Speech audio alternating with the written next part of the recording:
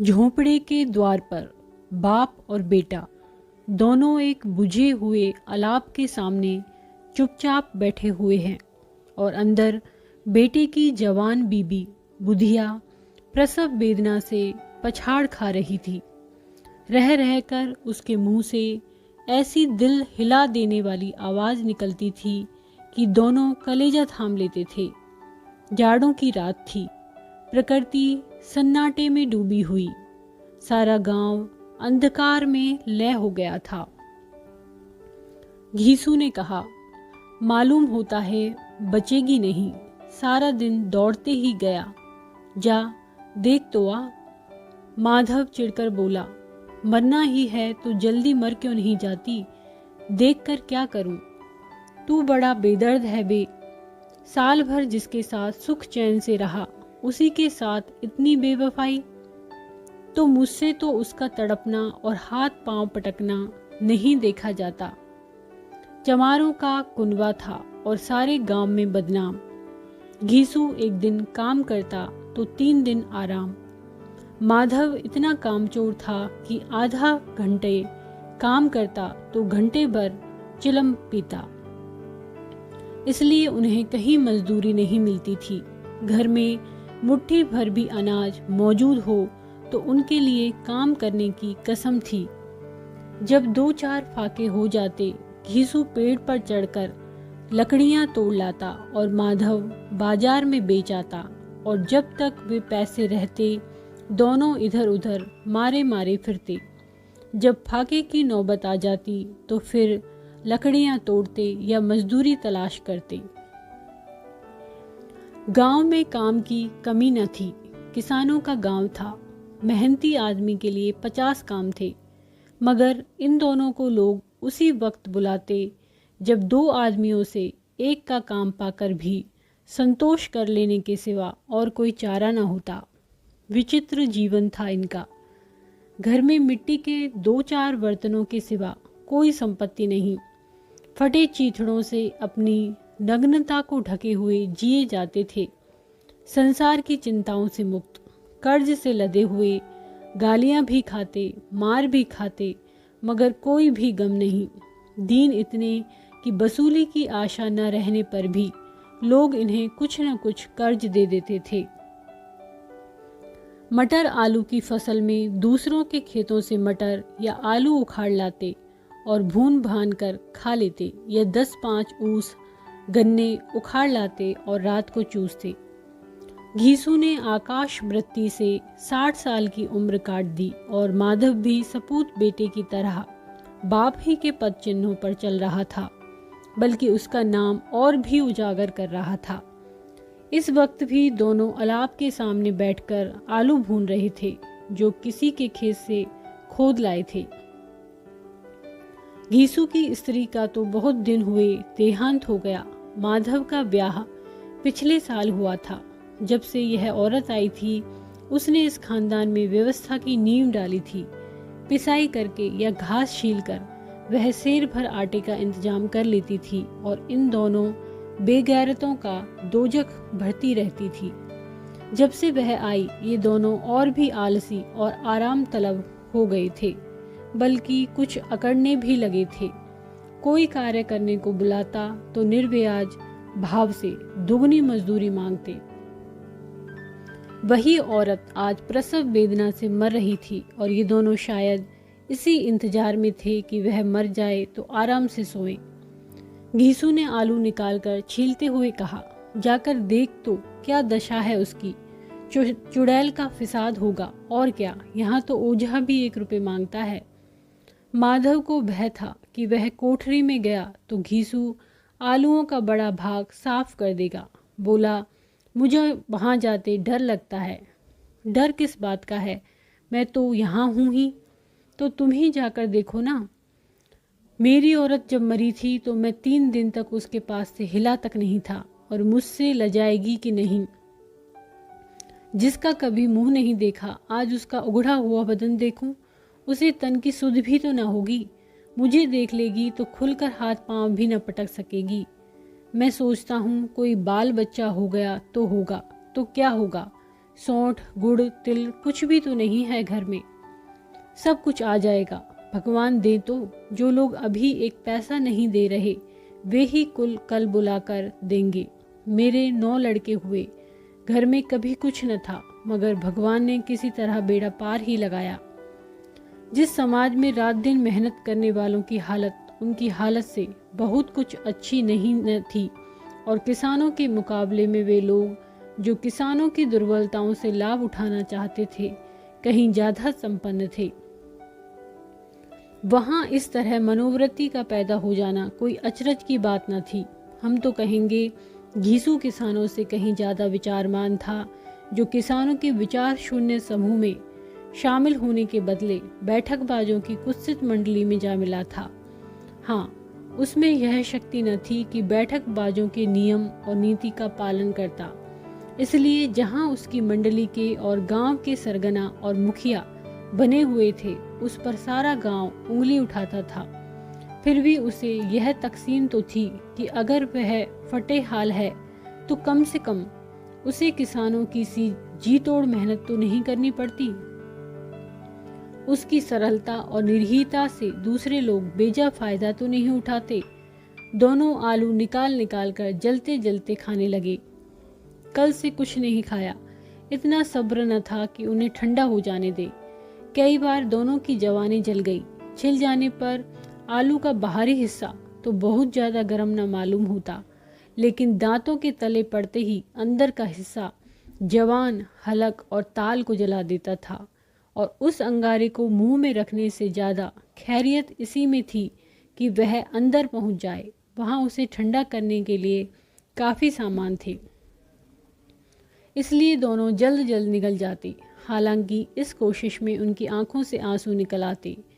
घीसू को उस वक्त ठाकुर की बारात याद आई, जिसमें 20 साल पहले वह गया था। उस दावत में उसे जो तृप्ति मिली थी वह उसके जीवन में एक याद रखने लायक बात थी, और आज भी उसकी याद ताज़ा थी। बोला, वह भोज नहीं भूलता।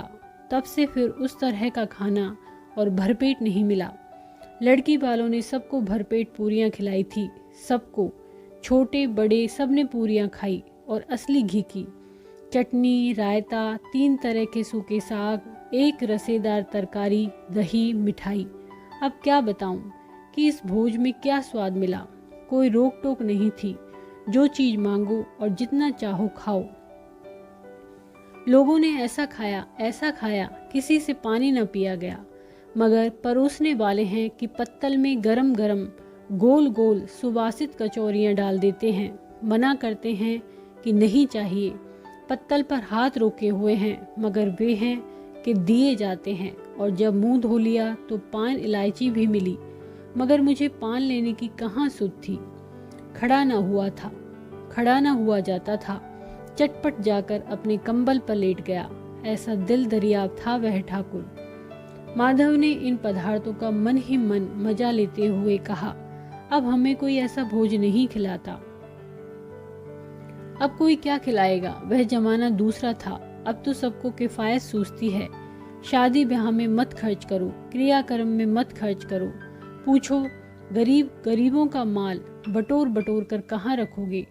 बटोरने में कमी नहीं है, हाँ खर्च में किफायत सूझती है। तुमने 20 पूरियां खाई होंगी। 20 से ज़्यादा खाई थी। मैं 50 खा जाता।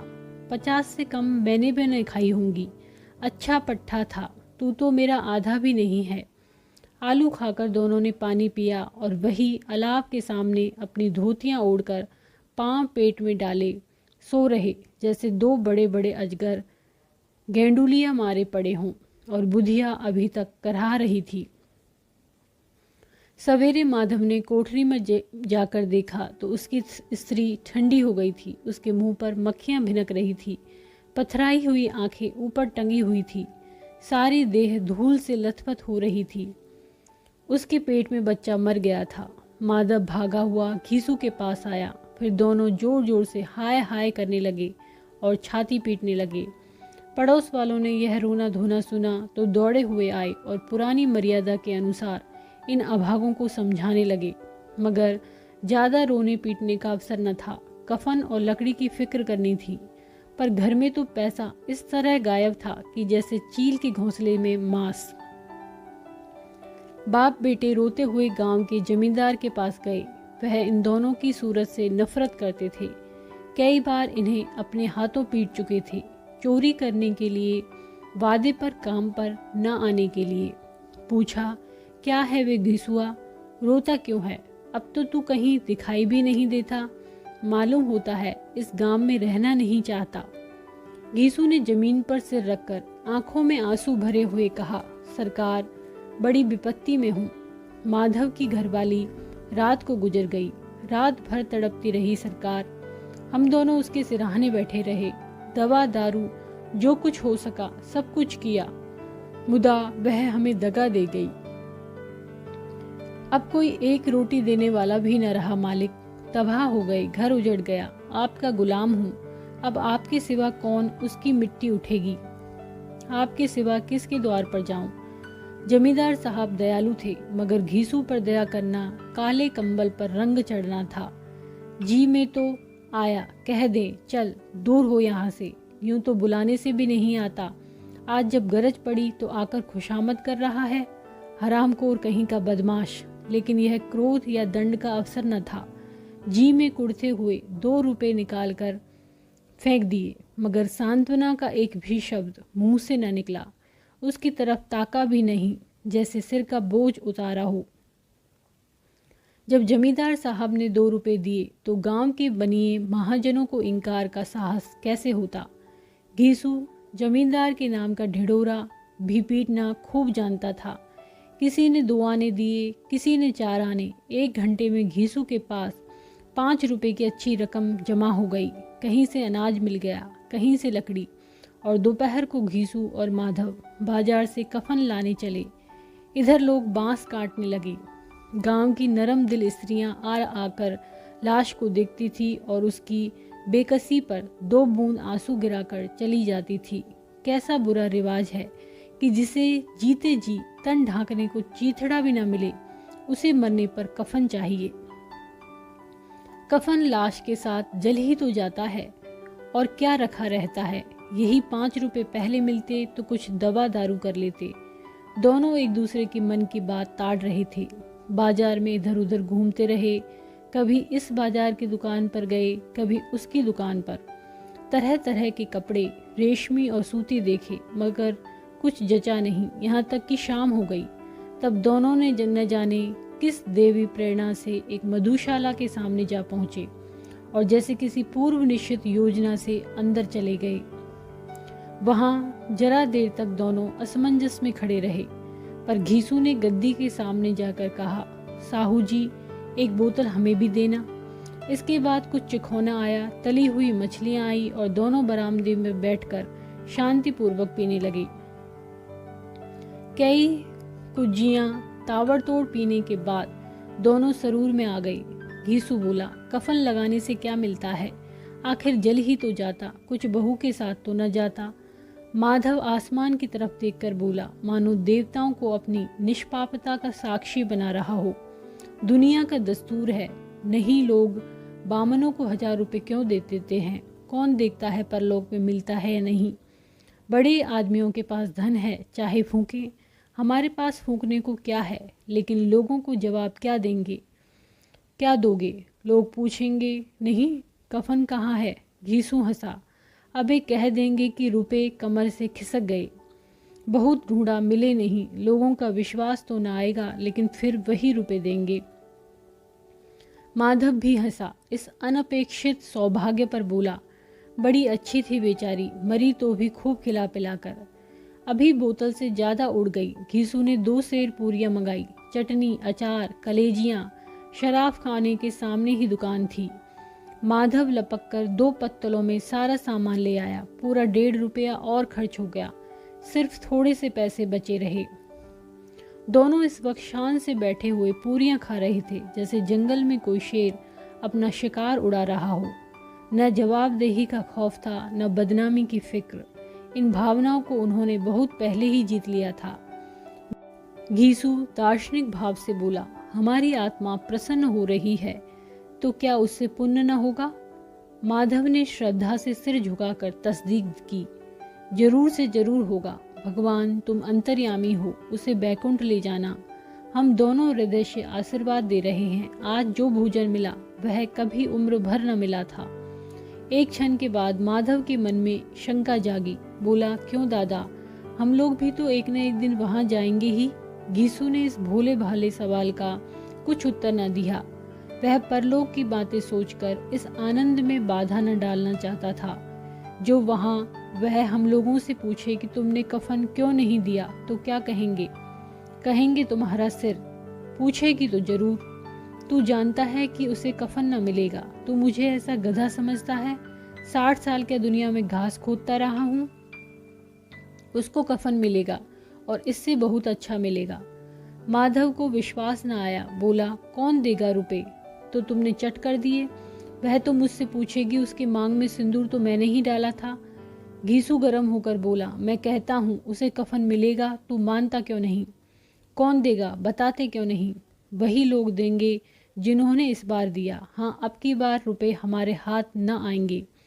ज्यों ज्यों अंधेरा बढ़ता था और सितारों की चमक तेज होती थी, मधुशाला की रौनक भी बढ़ती जाती थी। कोई गाता था, कोई डींग मारता था, कोई अपने संगी के गले लिपटा जाता था, कोई अपने दोस्त के मुंह से कुल्हड़ लगाई देता था। वहाँ के वातावरण में सरूर था, हवा में नशा। कितने तो यहाँ आकर एक चुल्लू में मस्त हो जाते। शराब से ज़्यादा वहाँ की हवा उन पर नशा करती थी, जीवन की बाधाएं खींच लेती थी और कुछ देर के लिए वे भूल जाते थे कि वे जीते हैं या मरते हैं, या न जीते हैं न मरते हैं। और ये दोनों बाप बेटा अभी मजे ले लेकर चुस्कियां ले रहे थे। सबकी निगाहें इनकी ओर जमी हुई थी। दोनों कितने भाग्य के बली हैं। पूरी बोतल बीच में है। भरपेट खाकर माधव ने बची हुई पूरियों का पत्तल उठाकर एक भिखारी को दे दिया, जो खड़ा इनकी ओर भूखी आंखों से देख रहा था। और देने के गौरव, आनंद और उल्लास का उसने अपने जीवन में पहली बार अनुभव किया। घीसू ने कहा, ले जा, खूब खा और आशीर्वाद दे। जिसकी कमाई है वह तो मर गई, पर तेरा आशीर्वाद उसे जरूर पहुंचेगा। रोए रोए से आशीर्वाद दे, बड़ी गाढ़ी कमाई के पैसे हैं। माधव ने फिर आसमान की तरफ देखकर कहा, वह वैकुंठ में जाएगी दादा, वह वैकुंठ की रानी बनेगी। घीसू खड़ा हो गया और जैसे उल्लास की लहरों में तैरता हुआ बोला, हाँ बेटा, वैकुंठ में जाएगी। किसी को सताया नहीं, किसी का दबाया नहीं। मरते मरते हमारी जिंदगी की सबसे बड़ी लालसा पूरी कर गई। वो न बैकुंठ में जाएगी तो क्या ये मोटे मोटे लोग जाएंगे जो गरीबों को दोनों हाथ से लूटते हैं और अपने पाप को धोने के लिए गंगा में नहाते हैं और मंदिरों में जल चढ़ाते हैं। श्रद्धालुता का यह रंग तुरंत ही बदल गया। अस्थिरता नशे की खासियत है। दुख और निराशा का दौरा हुआ। माधव बोला, मगर दादा, बेचारी ने जिंदगी में बड़ा दुख होगा, कितना दुख झेल कर मरी। वह आंखों पर हाथ रखकर रोने लगा, चीखें मार मार कर। घीसू ने समझाया, क्यों रोता है बेटा, खुश हो कि वह माया जाल से मुक्त हो गई, जंजाल से छूट गई। बड़ी भाग्यवान थी जो इतनी जल्द माया मोह के बंधन तोड़ दिए। और दोनों खड़े होकर गाने लगे, ठगनी क्यों नैना झमकावे ठगनी। पियक्कड़ों की आंखें इनकी ओर लगी हुई थी और ये दोनों अपने दिल में मस्त गाते जाते थे। फिर दोनों नाचने लगे, उछले भी, कूदे भी, गिरे भी, मटके भी, भाव भी बनाए, अभिनय भी किए और आखिर नशे से बदमस्त होकर वहीं गिर पड़े। यदि आपको ये कहानी पसंद आती है तो इसको लाइक करें, चैनल को सब्सक्राइब करें, कमेंट करें और शेयर करें। धन्यवाद।